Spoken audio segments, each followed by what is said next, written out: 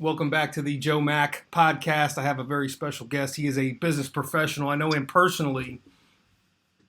We've run sales appointments together. We've had trainings together, and I've been to his personal events by invitation. I've seen him speak publicly. I've seen him win friends and influence people, and that's why I'm happy to be with him. His name's Brandon Coyne. Brandon, thank you so much for joining me today. Hey, Joey. Thanks for having me. Oh, absolutely.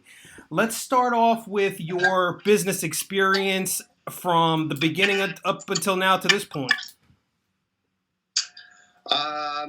Just coming out of high school, I worked for a family-owned motorcycle dealership, and I actually started in the mechanical side of things and the janitorial side of things, so very much a hands-on experience. Repair small engines, a lot about motorcycles and ATVs. From there, I kind of worked my way into the parts and accessory division of the company, which was more of a counter rep. And really quick, I don't mean to stop you, but I see that the shirt that you have on is Coyne Power Sports, so that's a family-owned business.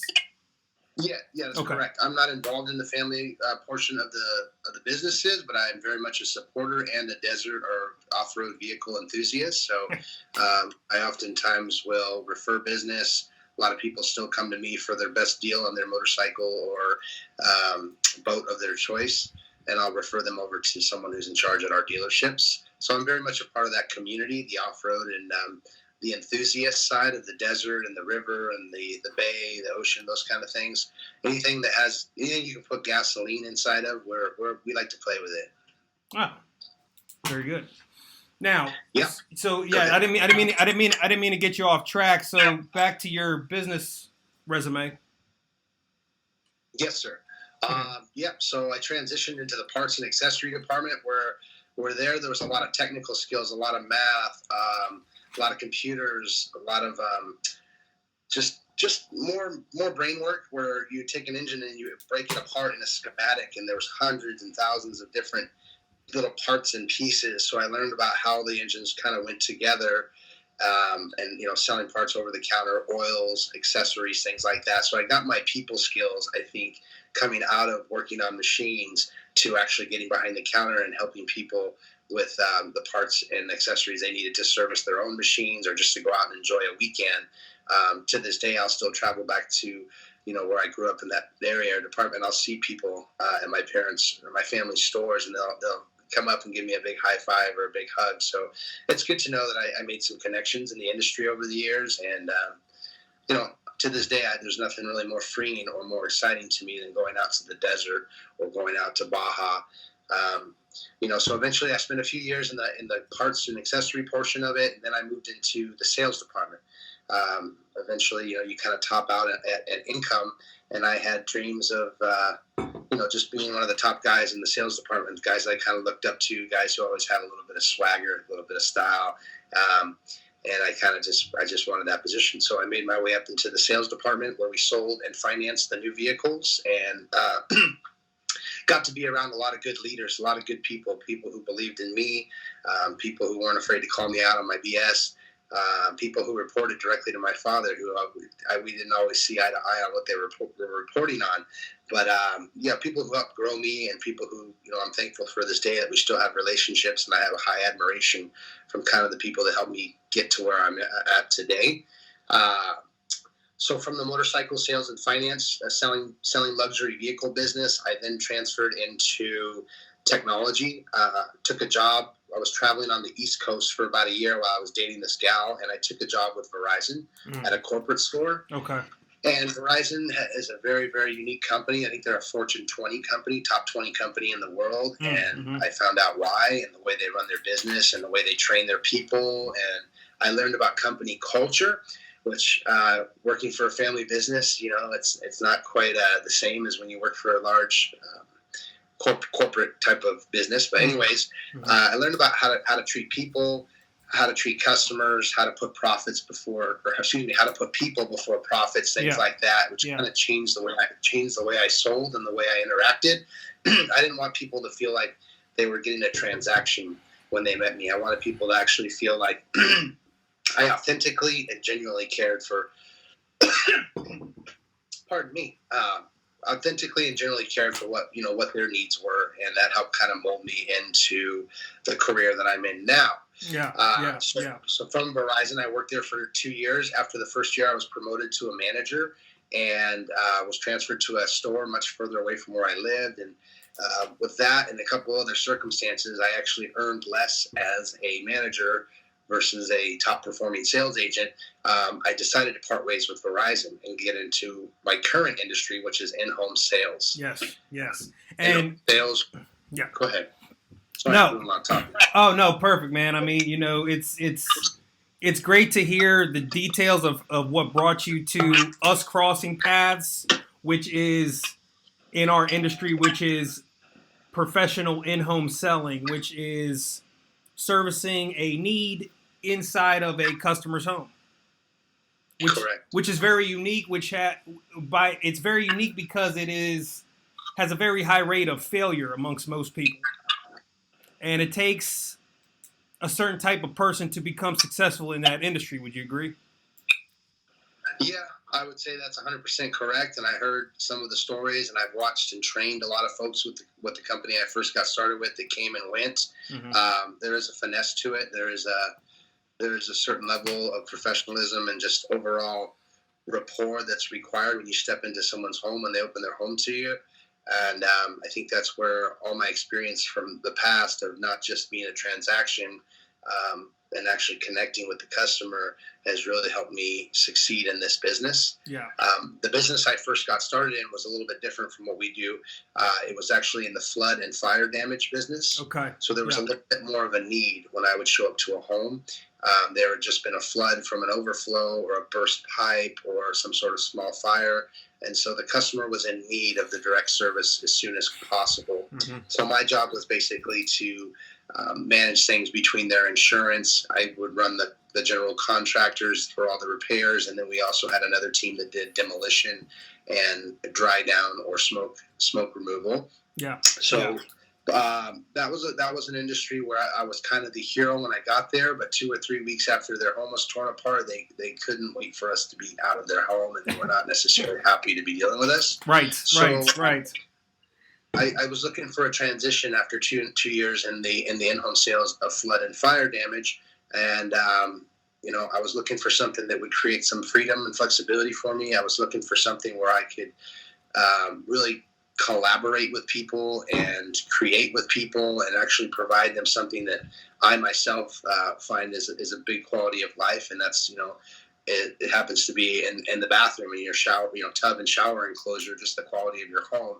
And so I found that was a good fit for me. And the company I started with had some A++ players, top ranked out of, the 50 states that we're in. We have some of the top people in the country. So I kind of feel like by making that, or just by seeing that and having that available to me, those resources, and learning so much about the company, it took me 5 interviews to get in. Now I'm happy to say I'm a design consultant with Bath Fitter. We do custom bathroom renovations in as little as 1 day. And, who do you know would benefit from a great brand new bathroom? It's just an exciting job, and I'm very thankful for it. But yeah, in-home sales, definitely reaching my financial goals. I have dreams to be a father and dreams to own a home in the near future. And that's what I'm taking actions that are only consistent with those things that are most important to me. And anything outside of that would be a lack of integrity in my part if I'm not keeping my word and honoring my word in that. But that's my professional background, and it's an honor and pleasure to work with you, Joey. I've learned a lot from you, and thanks for asking. Oh, likewise, brother. Yeah. So,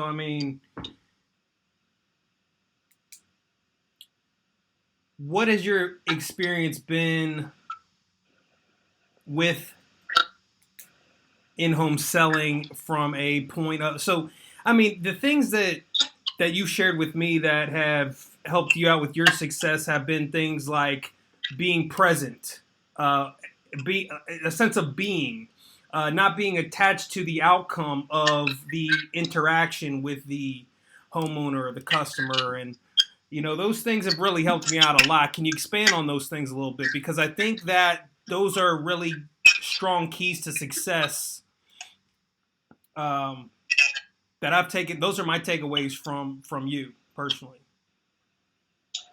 Yeah, I got that. So the question was, how do I prepare? What's my mindset in going into a home?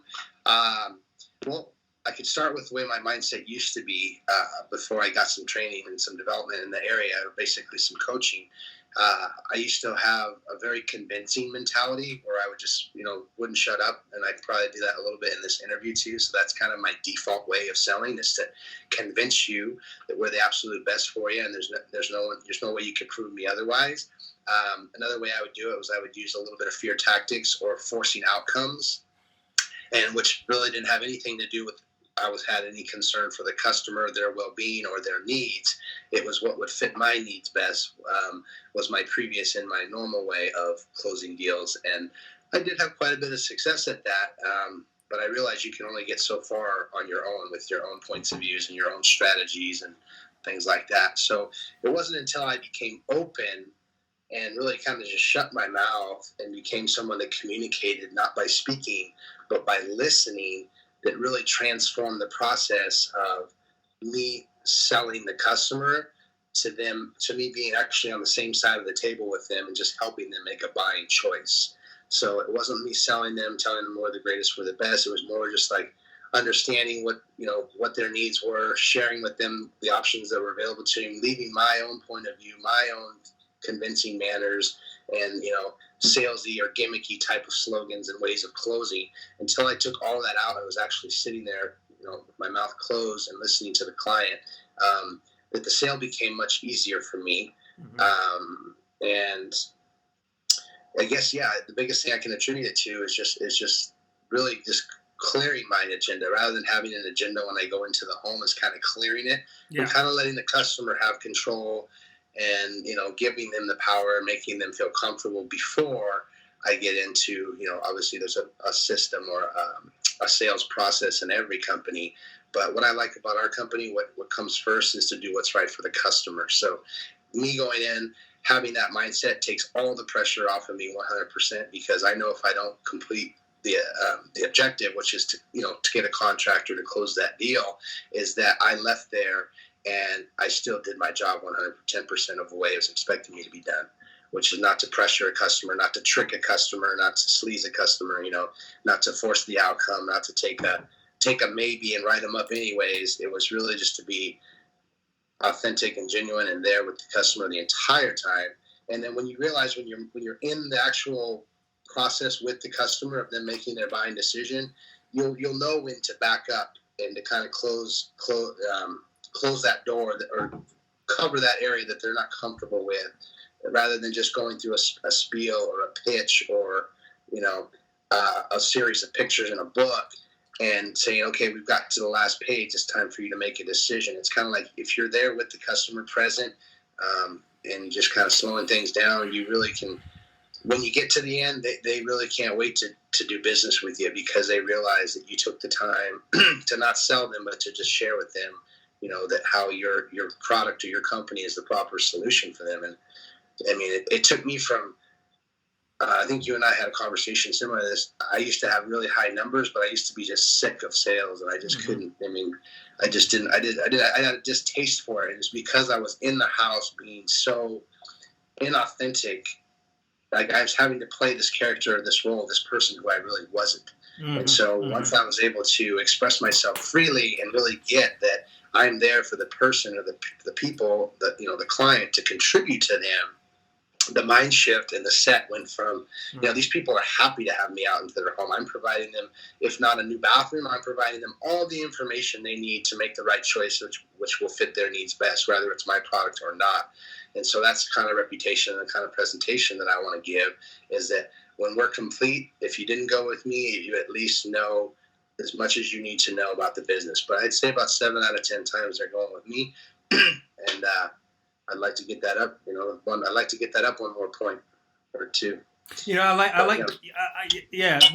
had that conversation, and another takeaway was that you're not attached to the outcome, right? You're not, yes, you have a stake in the outcome, but you're not attached to a certain type of outcome. Your goal is to basically provide enough information, and whether a purchase is made or not, whenever that time comes, you want to be the one that they think of. You want to have that lasting impression, and that takes a special type of person to be that way consistently, for sure. And with any job, anybody can get desensitized to what they're doing day after day. And I've seen you come in the game and just crush it, man. And it's pretty impressive.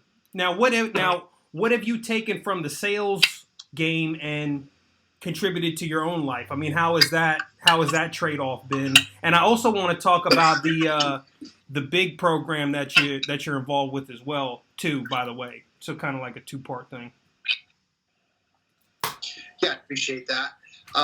Well, the way that the two areas cross over, I guess, life and sales, is that life is created in language. So it's not necessarily what you say, it's how you say it, those kind of things. Mm-hmm. But I believe that to have a positive mindset, I mean, it really starts with the way you speak to yourself internally and the way you project yourself with others. So, I mean, for years, I was my own worst enemy and I was my harshest critic. And so just now being kinder to myself, having empathy for myself, and the way it was trained or taught to me, like if someone came up to me and shared what I was dealing with, what I would want to say to the world, and shared it with me, like how would I respond for that person? How would I feel for that person? What would be my way of being for that person, with that person? Like if someone came up with my set of problems and circumstances and shared them with me. And I learned what empathy was during that process, because I consider myself someone who loves people and individuals, and the person that I wasn't showing love to and giving kindness to and forgiveness and credit where it was due, the only person or the biggest person I was starving of that was myself. And so it all started with the way I spoke to myself and the way I created myself each day. And I kind of realized that, I made some mistakes, but I'm not my mistakes. That's not who I am. If I make a mistake, I'm human. I'm allowed to. And before, I never gave myself that kind of slack. It was always, you're no good, you're not worthy, et cetera, you don't belong, nobody likes you. So those mental mindsets and those little cues for me, and it took a lot of practice, but I've had to shift those into every day I wake up. It's not always in the place of life is good, anything is possible. Most of the time when I wake up, it's something's wrong. Something's wrong here. Right. The only thing I have to override that mentality, that built-in hardwiring of human beings, if something's wrong, is to really just use my words and create over the top of that. So I believe language is super important, but like I told you earlier, and this doesn't communicate for a lot of people, but communication is in the listening. So I'm kind of listening how I speak to myself. What am I saying? I'm present. Like you said, being present to something can really open up or help you shift and realize that there is another outlet or another way.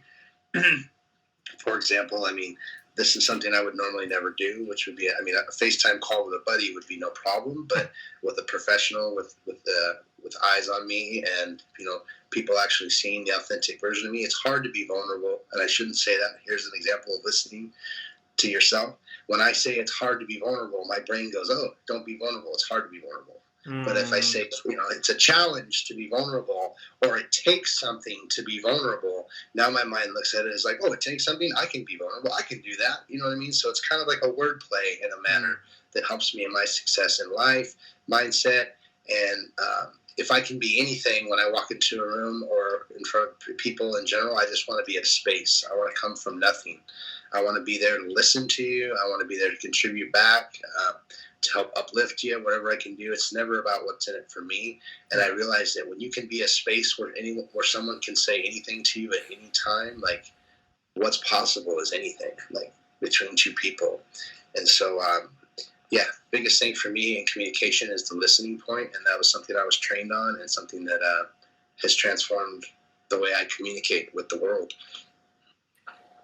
Very good, very good. When did you become involved with the Big Brother, Big Sister program? So, if you back it up to my flood and fire damage career, they put me through some training for their employees, and the training was a life changer for me. So initially I started with that company. I'm going to back you up to a little 2-minute story.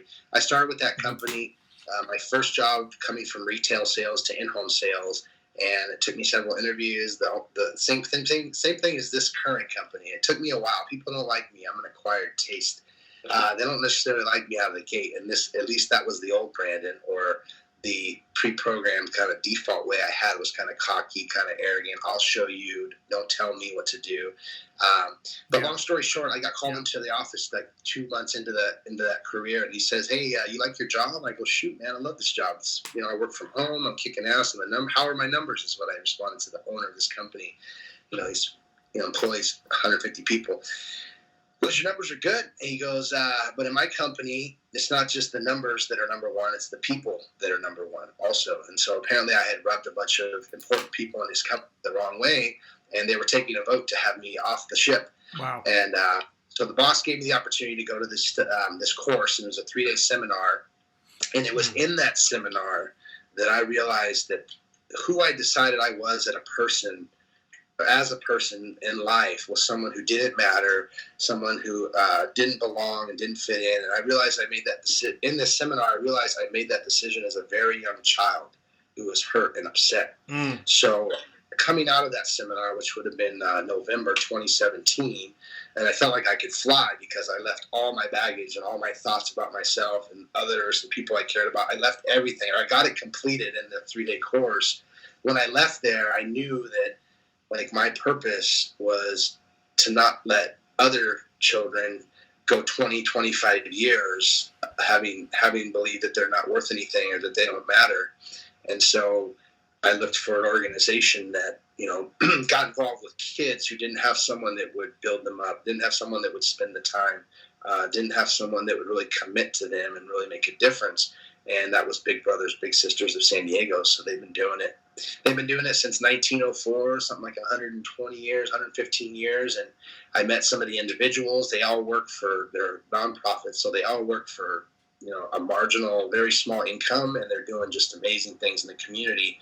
And what I decided about myself is that I made the choice to suffer through a lot of depression, anxiety, and pain, and just self-inflicted mindset my whole adult life because of who I decided I was as a young child. So by getting involved with the youth in the community now, I'm looking to transform that.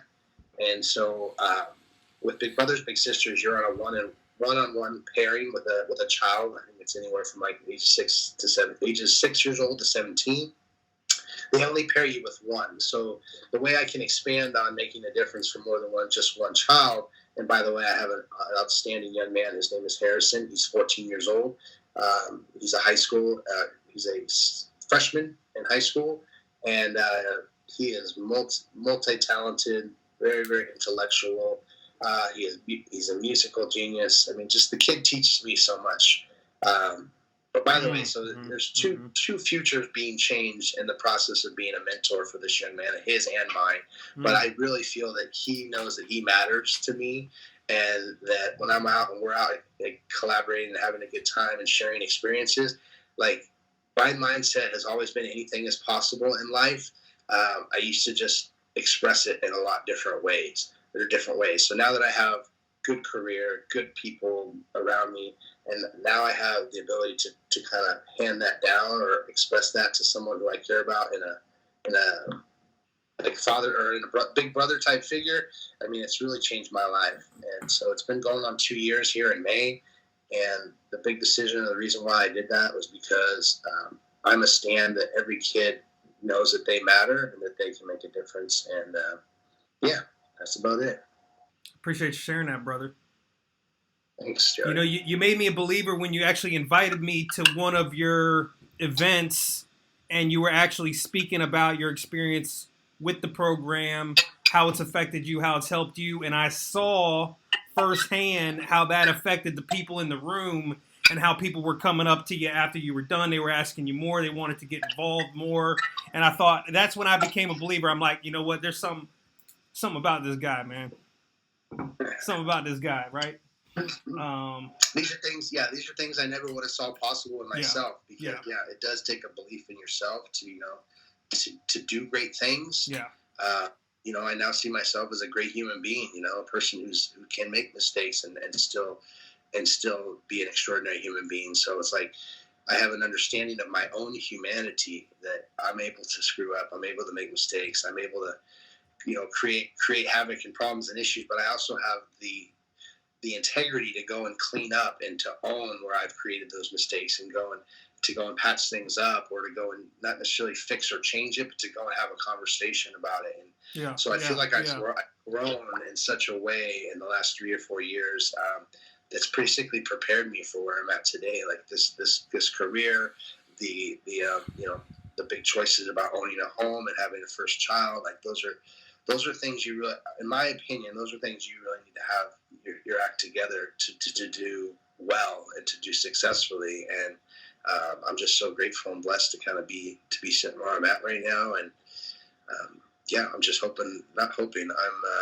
giving my word that things will go just the way we anticipate and we hope for.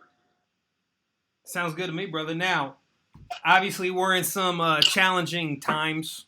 Before we wrap this thing up, we're in some challenging times due to the restrictions of that the government has placed on us due to the outbreak, so to speak, of a virus and whatnot. So, I mean, how has that affected you? How are you overcoming those obstacles and those challenges of being restricted? And what steps are you taking to ensure that that's not going to keep you from being successful? Because a lot of people might be thinking it like, hey, look, man, I'm, this thing's going on. I'm restricted, or I can't get out and about, and that I don't know how to have a positive outlook. I mean, what do you say to that person? I say that I totally get that, and I understand that. I think I wrestled or grappled with that for a little while in the beginning as well, because things were still kind of, in my world, things were still functioning as normal or as usual. I was still being able to go to work up until this week. Things were slowly but surely being shut down, and then it got to a point where society as a whole was shut down. And then I kind of, I've always been one to be able to do okay on my own. I kind of came from that lone wolf mentality, but in my more recent years, I thrive and really feel most alive when I'm connected to other human beings or a part of a group or a community or an organization. So things I set myself up for have kind of been, lack of a better word, stripped away from me. But I'm trying to, I'm realizing it's not personal to me, and it's the whole world that's doing this for a good reason and the best cause, which is, survival. I guess what I had to do to change my mindset, and it takes a couple times daily to kind of shift the mindset, was I had to get committed. I had to get committed to what was most important to me, which was not contracting any type of, virus or illness during this time. I feel that I have a good health and immune system anyways, but you just never can tell. I live 140 miles from my closest family members and a lot of my best friends. So I don't feel it's a good time to travel out there and try to be in close connection with any of them as well. So I've kind of made the decision that it's best for me to just isolate myself as the rest of the world is doing. And then when I say by myself, it's me and my Pomeranian puppy. So there's not a lot going on exciting in the world of Brandon Coyne at this time. At the same time, I'm committed that my health and wellness is put first, and the health and wellness of my family members and loved ones is put first, and my organizations and my community. So I'm still in communication. My commitments are, I'm only taking actions that are consistent with me coming out of this with my health fully intact. So if that includes, social distancing and staying at home, things like that, okay, I got it. There are things that I wouldn't normally be doing, but they align perfectly with my commitment to my own health and my own wellness and of my family as well, because I could very easily go kick back a few beers and just kind of live life at my brother's house, who's got a hot tub and a jacuzzi and a game room, but at the risk of exposing them or vice versa, and just, I don't want to interrupt any of that, and I could be on more of the cautious side than most people, but I tend to think that we're at a turning point where we've seen it in other areas that it does work, these actions and these practices, and it aligns with what I'm committed to. So just like anything in life, you could have a reminder in your phone at 11 a.m. every day or noon that says go to the gym. And if it doesn't inspire you when it pops up on that screen, you might as well just delete it from your phone. Mm-hmm. So by creating a bigger commitment or an empowering context on things that you know are going to forward what's most important to you, things you're committed to, by putting them instead of the gym, I would put greater health and wellness with Joey at 11 because that when I see it pop up, it's like, oh damn, that's what I'm committed to. That's what I said I was going to do. Now it's time to be in integrity and keep my word on that. So Absolutely. What I would suggest, if people are having a tough time with that, one, accept that, don't resist that. Accept that it's okay and we're all dealing with it internally. Two, get in communication. It's okay to share if you're not having a perfect day. And three, what do you see possible in the area of almost unthinkable on the positive side if we all stuck together and banded together? Like, have your mind get into an area of creation. Well, if we all did it correctly, maybe by 2 weeks from now, we'll all be back to at least somewhat back to normal. Start to create best case scenarios versus worst case scenarios, even if it's just for fun, even if you say, it's kind of far-fetched, but the real key to transforming or shifting a mindset is to share with someone else. And so that's why I want to acknowledge you. Like, I feel great on this call because, I've been kind of bottled up myself. Yeah. And so just being able to just speak and just kind of be present and be open with you, and I really, really acknowledge you for that. Thanks for bringing us together. But yeah, I honestly could choose to live in the world that something is wrong here, but I'm going to commit and have integrity by giving my word to things that are most important to me. I'm going to commit to things, and I'm going to only take actions that are consistent with fulfilling things that I've said are most important to me. So thanks, man. Appreciate you. Hey, man, that's really beautiful, man. I appreciate you sharing that with me and with the viewer. And, before we wrap this up, is there anything else that we want to discuss? Is there anything else before we wrap this up that we should discuss that the viewer might get out of seeing this? I think it's real easy for us to be resigned right now and just kind of cynical and just kind of like nothing's going to work, nothing ever does. It's real easy to fall into that natural trait of humanity. And, I would just pick up the phone without even knowing what you're going to say, or FaceTime or Skype, and just really just reach out to someone and just say, hey, even if it starts off the conversation with, I don't even know what I was going to say, but I was thinking about you and I care about you. And I want to know what you're dealing with and what's most important to you.